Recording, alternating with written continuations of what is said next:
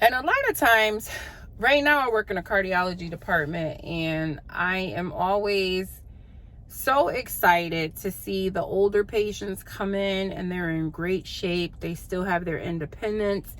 And if I have time to talk to them, I talk to them and I say, like, what is the trick to longevity? And who's married, who's not married? And, would you do it again? And, what are you doing to stay healthy? And they all, like the successful ones, in my opinion, they all say the same thing. They all say, do what you got to do to maintain your mobility. Do what you got to do to maintain your mind. Make sure you have good, stable relationships because it matters in the end.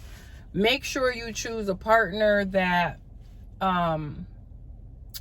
like both of you are on the same page and have the same goals, because what ends up happening is if you have different visions, if you have a different vision from your partner, that's adding stress, because it's like, do you go this way? Do you go that way? Like, whose turn is it to yield? Should we both just do our separate thing that we want to do?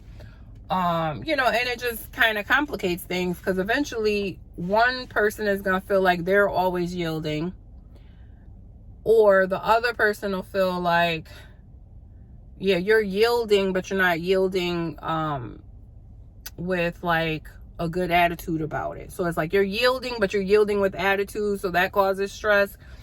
But that mobility thing really stuck with me. A lot of them, like, they go for walks. When I go, and I get excited when I see them on the trail. They're on the trail, like rain, sleet, snow.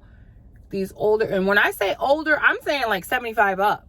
These people will run laps around us, and I'm here for it. I love it. I was looking at one of the, I think it was 10K. It was around the time I did the 10K, and somehow I was looking at, like, they show you like old results. There was a 94-year-old up there and probably did the 10K in about the same amount of time I did. I don't remember the time, but I was just so excited to see him up there. 94 years old, and you talk about you did a 10K, which is 6.2 miles. I don't know if he walked or ran. It don't even matter, but that's what I want. Like, I want to, like, age with grace and wisdom and health and wellness. Like, I do not want to choose a life filled with disability and disappointment. So let me not even get on a tangent, but it just goes to show you, like, this is all the conversations I have point towards either wellness or what's going to happen if you don't find it. So I'm trying to be as successful as possible, and I don't like to win by myself, but I will if I have to. So I'm trying to take y'all with me if you want to go. I try to share what I learned, within reason. And I just hope that, these videos are helping you guys. I don't know. Like, everywhere I go, I always latch onto older people, because I'm telling you, how are we going to get there if we don't talk to the older ones? The older ones have to tell you what has worked and what didn't work for them, so that we can learn what to do and not do moving forward. Even as far as like eating, I keep saying I'm convinced there's no like one size fit all when it comes to diet, but it is up to us to figure out what food is working for us and not working for us. And I'm telling you, there's certain foods, I was just telling my son, certain foods we just can't have. Our body just, it don't do right. It don't do right. So either we're going to stop, or we're going to keep eating that and deal with the consequences, which is inflammation, body aches. I mean, y'all see me, I'm all over the place. I ain't got time for no body aches and pains. I can't do it. It doesn't line up with my mobility plan. I can't do it. But let's get back to the emotional wellness. So I told you the consequences of poor emotional wellness. Let's talk about if you are on top of your emotions and have strong emotional stability. It actually helps you thrive. It promotes positivity and productivity. It allows you to practice mindfulness, which just means being in the moment. Like I said, I used to have like a whole 5-year plan, and that was on my mind every second. Like I couldn't just focus on the now. It was either the past or the future. And I didn't even realize I was always living, or in my mind, I thought I was living in the future, which was adding stress because I couldn't enjoy now. And it took me some years to figure out how to enjoy now. And I remember I felt like I just didn't know what balance was. I didn't know where I could get it. Like, can I buy it? Is it, where is it? And I start reading like different books, listening to different like podcasts and like YouTube videos and stuff. And I read the book when it all came together for me. I read that book. I think it's called The Power of Now. I'll try to remember to put a picture of it up here so you can see. And basically, Eckhart Tolle did a great job explaining like mindfulness, the power of now, living in the moment, doing what's best for right now. And that's the thing. I couldn't do what's best for right now because I was planning a 5-year plan down the future, and I'm trying to do what's best for the future, but I wasn't stopping to embrace the now.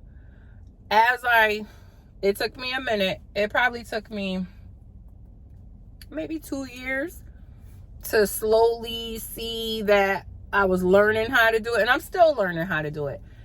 Basically, the best way I could tell you is if you have 3 things to do, but you only can do one, pause and think about what is the most important. And how are you going to feel if you did this thing but not that thing, and vice versa? You only can do one. So always choose the thing that either needs the most attention or brings you the most happy. You gotta like weigh it out. Eventually, I learned that I could create balance instead of looking for balance. And that helped me tremendously. Because I stopped like living in the future. I'm trying to fulfill a future plan, and the future didn't get here yet. So I had to learn to stop and focus on right now. Like, what can I do today? Did I do everything I was supposed to do today? Because sometimes I wasn't even doing everything I was supposed to do today because I'm so busy planning tomorrow, next week, next year. You get what I'm saying? So it all plays into our emotions and how stable they are. And also, by having good control over our emotions, our connections with other people are better. Our communication is better, because when we can be true to ourselves and how we're feeling, we can have better communication with people. Sometimes people don't understand us because we're not really using the right word to express how we feel. And so they don't connect. And they're like, I don't even know what you're talking about. So once we can really embrace, like, okay, this is, okay, I'm hurt. My feelings are hurt, or I'm disappointed, or whatever. Now we can express that better to somebody else. But I'm just looking at the clock like, yep, this is definitely going to be a 2-part video. But it's all good. So I'm going to close here. And basically, I just want to reiterate, it's up to us to do our best to do whatever we got to do to be emotionally stable. Emotional stability yields emotional wellness. Without emotional wellness, we are walking down a slippery slope, or sliding down a slippery slope, because if we don't get in the proper alignment, we're going to still miss out. So even though you feel like you're conquering this one piece that you feel like you should be working on, a lot of times as you work on that one piece and you're only working on that one piece, you're going to feel some type of way because nothing else or other stuff will start falling apart. And you'll be like, oh, what's going on? I'm doing this. And that's because it's a wellness thing. It ain't just one thing. It's mind, body, soul. You know, your mind got to be in a good place. Your heart got to feel good about it. You know, all things have to line up. So I just want us to do what's best for us. Keep striving to be our best selves, our stable selves, our highest self. And that takes practice.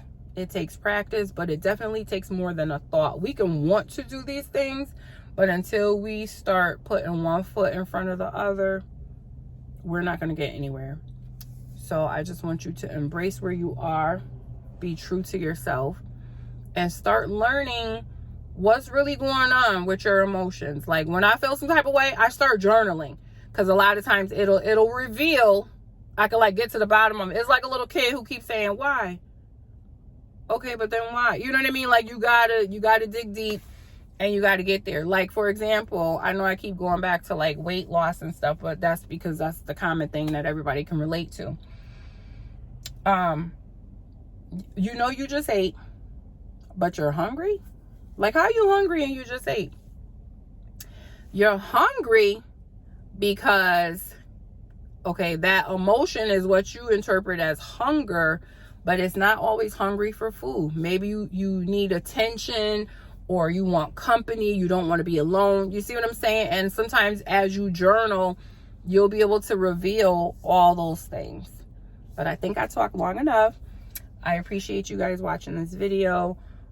Please leave a comment down below to let me know if these videos are helpful. I'm just out here taking it one day at a time. And as I progress, I share my stuff with you guys. I know some of you reach out to me personally, let me know that, you know, you are benefiting from these videos and you are taking the necessary steps that you need to take to walk into wellness. So until next time, let's continue to get well together. Bye.